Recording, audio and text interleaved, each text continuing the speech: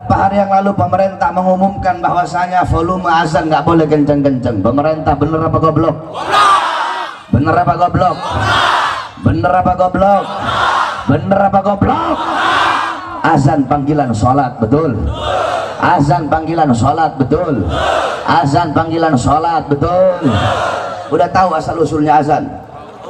Mau diceritain? Panjang? Nggak apa-apa? Nggak apa-apa? Biar apa? Biar pinter. Ketika itu Nabi Muhammad bermusyawarah dengan para sahabat untuk menentukan panggilan sholat. Ada sahabat yang usul, ini saya singkat-singkat.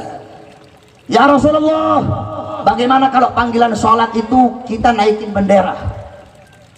Rasulullah nggak setuju. Bagaimana kalau pakai api? Kata Rasulullah, itu kayak orang Majusi. Bagaimana kalau pakai lonceng?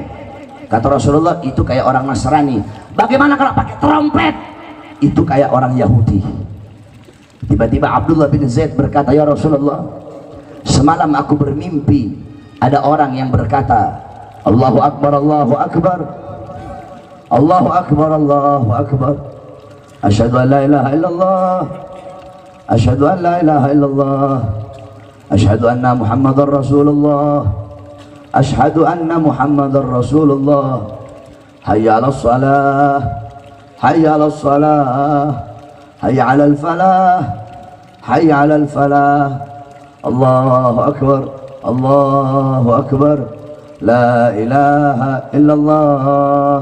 Nabi pun menyetujui itu sebagai panggilan salat, sebagai tanda waktu masuk sholat, sebagai panggilan orang-orang yang masih berdagang agar menutup dagangannya, yang punya toko agar menutup tokonya, untuk bersegera kembali kepada Allah Subhanahu wa ta'ala. Adapun iqamat, kalau iqamat itu adalah waktu tanda akan segera dilaksanakannya sholat. Nah, Nabi punya dua muazzin. Yang pertama Bilal ibn Rabah, yang kedua siapa? Ada yang tahu nggak?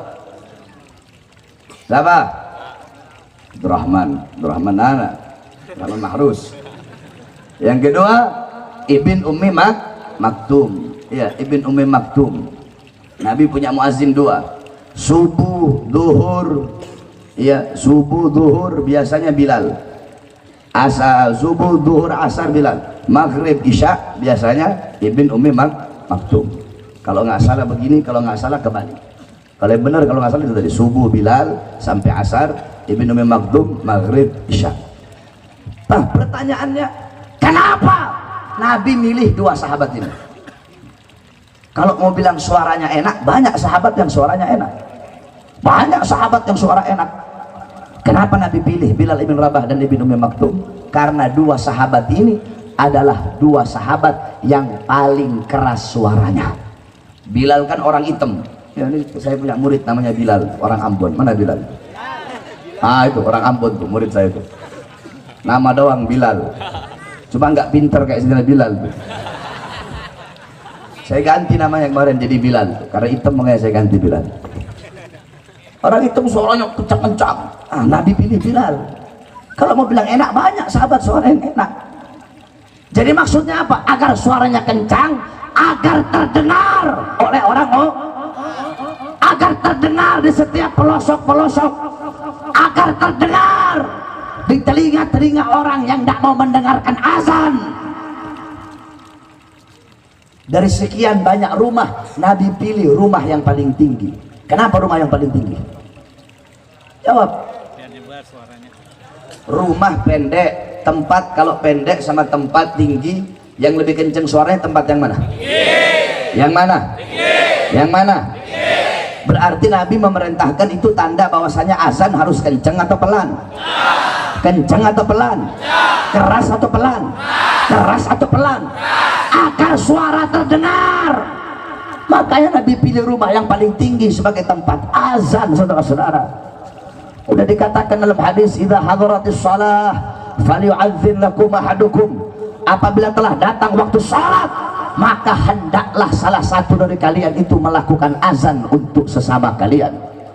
Idza nudiya lis shalah ketika ada panggilan sholat, ketika ada panggilan sholat, maksudnya apa? Ketika azan dikumandangkan, adbar syaitan, setan lari terbirit-birit sampai terkentut-kentut. Itu setan kalau dia dengar suara azan.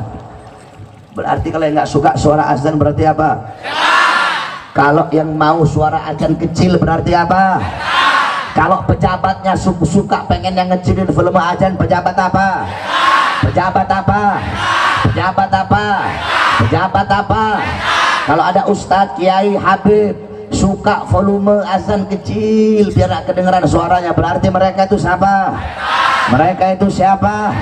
Mereka itu siapa? Saudara-saudara, kalau ente nggak suka dengar suara azan, nggak suka dengar suara toa, ya jangan tinggal samping masjid, tinggal di hutan, betul, tinggal di kuburan, betul, tinggal di apartemen, betul. Bukan suara azan yang dikecilin, ini syiar Islam. Oleh karenanya hati-hati saudara-saudara, sekarang volume azan dikecilin. Kemarin si Yusuf Kalla udah ngomong itu, yang satu itu, bahwasanya suara azan itu harus dikecilin karena mengganggu. Saya tanya, kalau azan mengganggu, apa dangdut ganggu tidak? Dangdut mengganggu apa tidak? Kalau kamu tidak suka dengan kebisingan kendaraan, jangan tinggal di pinggir jalan, betul. Kalau nggak suka dengan suara ombak, jangan tinggal di pinggir pantai, betul. Kalau nggak suka suara burung, suara monyet, jangan tinggal di tengah hutan, betul.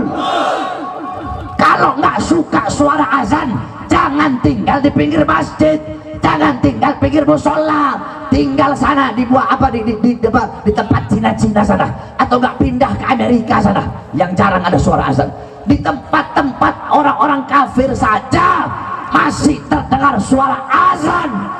Ini Indonesia, negara yang mayoritas Islam, kok azan mau dilarang, kok suara azan mau dikecilin. Kami para pemuda-pemuda Islam tidak akan pernah kami biarkan pemerintah mengecilkan volume azan. Sekarang dikecilin, besok toanya dicopot, besok toa dicopot, besok masjidnya ditutup. Oleh karenanya kami bersumpah demi Allah, kalau sampai suara azan akan dikecilkan oleh pemerintah atau toa akan dilarang, maka panggilan hayya 'alas sholat akan kami ganti hayya 'alal jihad.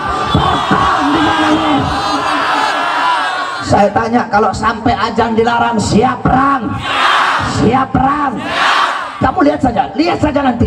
Kalau memang betul azan dilarang, ya Allah, kamu saya ini orang, kalau ngomong saudara-saudara, saya orang yang tidak takut dengan siapapun kecuali Allah dan orang-orang yang takut kepada Allah. Saya takut sama Allah dan saya takut kepada orang-orang yang takut kepada Allah Subhanahu wa taala. Oleh karenanya saya sampaikan kepada kamu semua, kalau sampai besok-besok azan dikecilin, besok-besok azan dilarang, tapi Allah saya yang akan pimpin perangnya, saudara-saudara. Siap berperang. Kalau sampai azan dilarang, siap berdarah, siap hancur, siap binasa. Allahu Akbar, Allahu Akbar, Allahu Akbar. Di sini masjid ada berapa? Yang dekat, paling dekat dari sini ada berapa? Ada dua. Mana? Belakang ada musola. Speakernya ada berapa? Ada berapa? 4. Besok tambah 4, bikin 8 speakernya. Saya yang suruh pasang. Kalau ada yang komplain, datengin. Kenapa? Nggak suka dengan suara azan, pindah. Betul? Tambahin ya, sabar pengurus musola masjidnya, tambahin speaker masjid. Semakin mereka larang kecilkan, semakin besarkan. Semakin mereka bungkam, semakin teriakkan kebenaran.